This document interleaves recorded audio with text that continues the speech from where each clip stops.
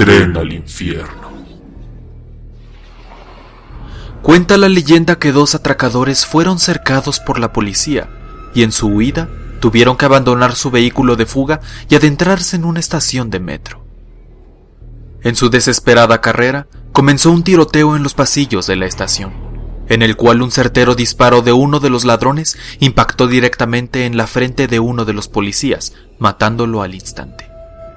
En mitad de la confusión, y mientras el resto de agentes se cubrían tras unas columnas, la pareja de delincuentes consiguió subirse a un tren mientras escuchaban a su espalda la detonación de más disparos de los policías. Pocos instantes después la máquina emprendió su marcha, escapando dentro de ella los ladrones. Era de noche y el vagón estaba prácticamente vacío. Solo había 2 personas más en el tren que acababan de abordar. Un mugriento mendigo encapuchado que parecía inconsciente por su borrachera, aunque no soltaba una bolsa de papel con la cual protegía una botella de licor. Y un hombre con aspecto de abogado que, perfectamente trajeado, dormía con la boca abierta y muy probablemente se había pasado de estación hacía bastante tiempo. Los atracadores, al comprobar que no estaban en peligro, empezaron a reír su suerte y a trazar un plan de fuga. Probablemente en la puerta de la próxima estación nos esté esperando la mitad de la policía de la ciudad. Así que en cuanto bajemos de este trasto tenemos que meternos corriendo en el túnel. Dentro ya buscaremos cómo escondernos o escapar, dijo el que parecía más inteligente de ambos. El otro asintió mientras vigilaba el resto de pasajeros. La estación se acercaba, y asustados por la posibilidad de que un grupo de agentes armados les esperaran en el andén, se agazaparon bajo los asientos. De ese modo, los asientos servirían de parapeto en caso de comenzar de nuevo un tiroteo. Pero para su sorpresa, el tren no solamente no se detuvo en la estación, sino que además aumentó su velocidad de marcha. Estos cabrones nos están tendiendo una trampa.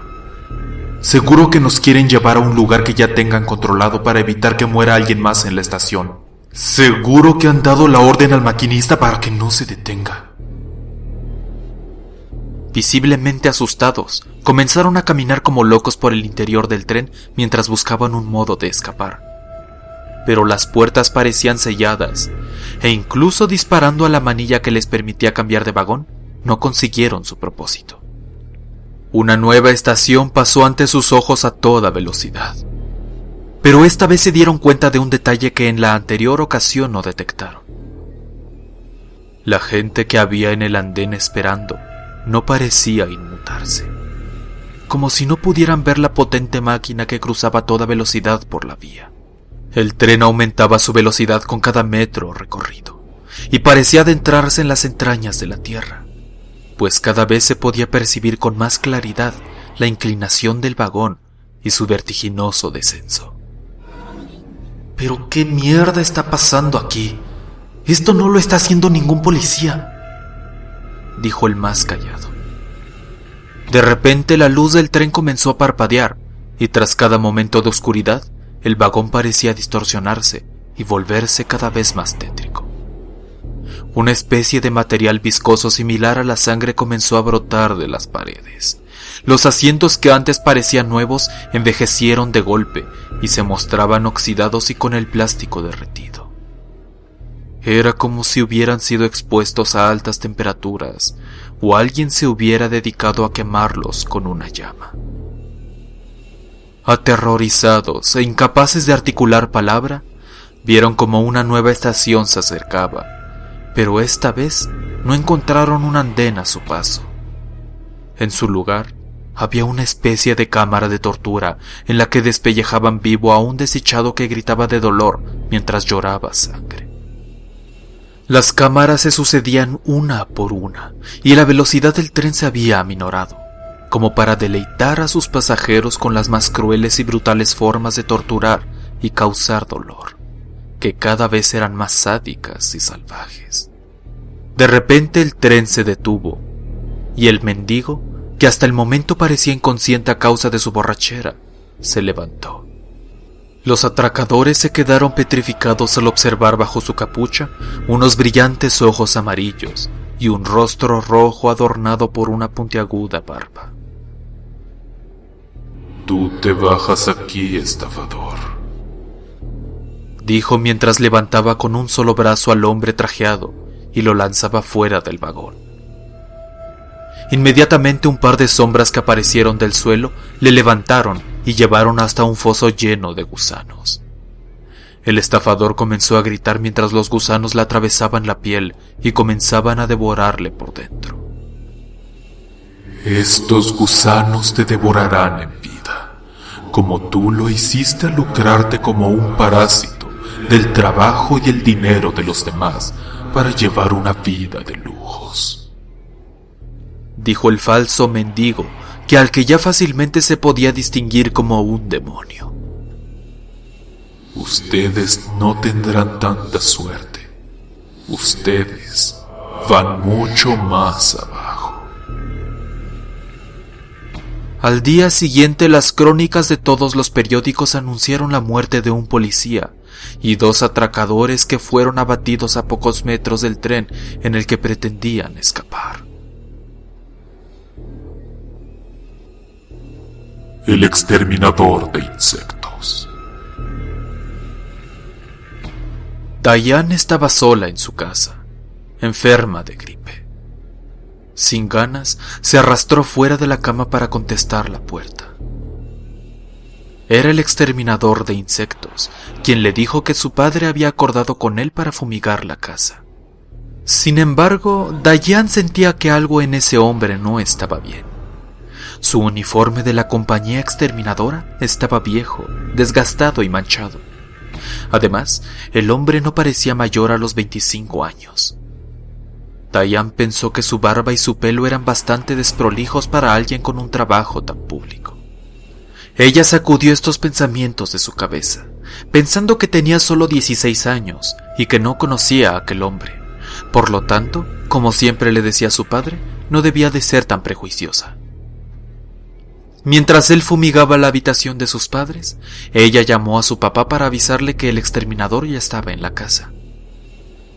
Luego de unos segundos de conversación, Diane dejó caer el teléfono, temblando de terror.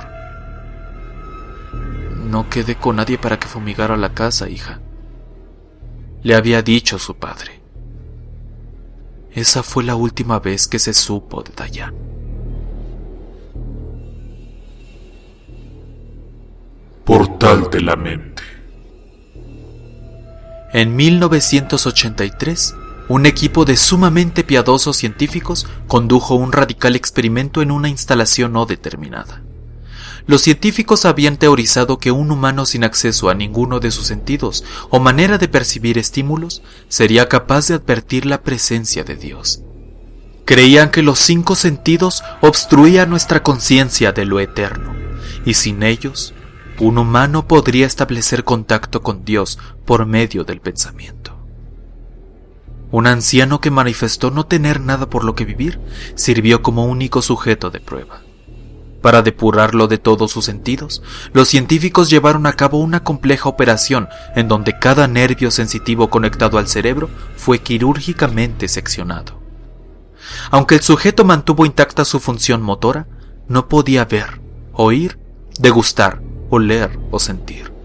Con ninguna posible manera de comunicarse con el mundo exterior, fue dejado solo con sus pensamientos. Los científicos le monitorearon mientras hablaba en voz alta acerca de su turbio estado mental. Frases incoherentes que no podía ni oír. Luego de 4 días, el sujeto aclamó estar oyendo murmurantes e inentendibles voces en su cabeza. Asumiendo que eran los inicios de una psicosis, los científicos prestaron poca atención a las inquietudes del hombre. 2 días más tarde, el sujeto dijo poder escuchar a su difunta esposa hablarle, y más aún, aseguró poder dialogar con ella. Los científicos estaban intrigados, pero no estuvieron convencidos hasta que el sujeto comenzó a darles nombres de sus parientes difuntos. Repitió información personal de ellos que solo sus cónyuges y padres podían conocer. Para ese punto, una considerable porción de los científicos abandonó el estudio.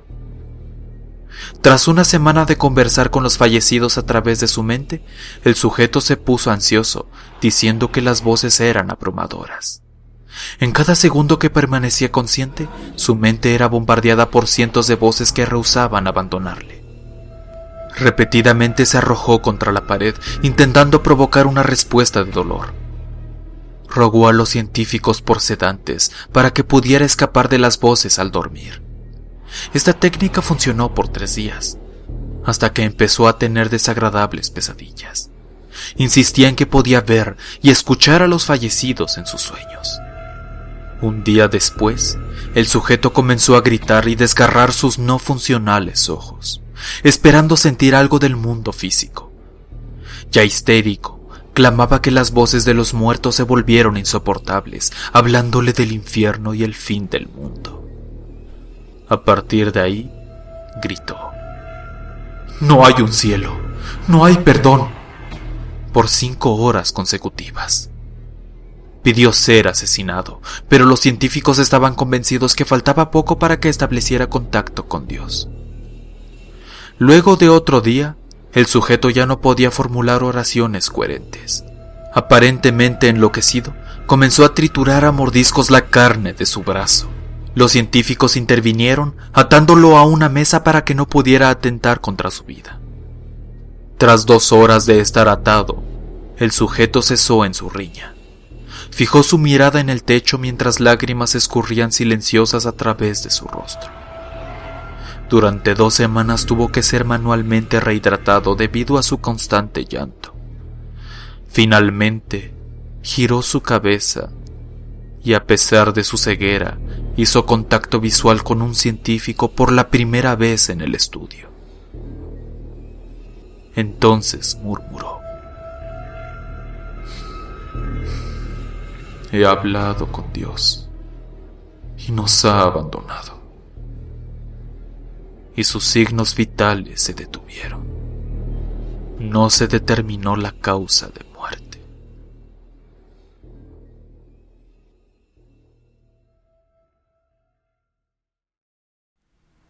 Únete a la oscuridad. Suscríbete, comparte y dale like para más videos.